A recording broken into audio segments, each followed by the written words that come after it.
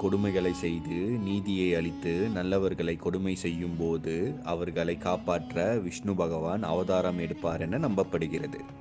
இப்படி பூமியில் தர்மத்தை காத்து நீதியை நிலைநாட்ட விஷ்ணு 10 அவதாரங்களை எடுத்துள்ளார். இந்த 10 அவதாரங்களை தசாவதாரம் என்று அழைப்பர். இதில் முதல் அவதாரமாக மச்சவதாரம் விளங்குகிறது.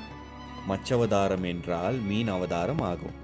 விஷ்ணு மச்சவதாரம் எடுப்பதற்கு பின்னால் ஒரு சுவாரஸ்யமான புராண கதை கூறப்படுகிறது. பிரம்மன் படைக்கும் தேவர்களுக்கு மட்டும் எப்படி சக்தி, வலிமை மற்றும் கவர்ச்சி இருக்கிறது என்று அரக்கர்களிடையே பொறாமை குணம் ஏற்பட்டது. இதன் காரணமாக அரக்கர்கள் தேவர்களை அடக்கியாள நினைத்தார்கள். அப்பொழுது அசுரர்களின் தலைவனாக சோமகாசூரன் என்ற அசுரன் இருந்தான். சோமகாசூரன் பார்ப்பதற்கு குதிரை தலையும் மனித உடலும் சேர்ந்தது போல இருப்பான். சோமகாசூரன்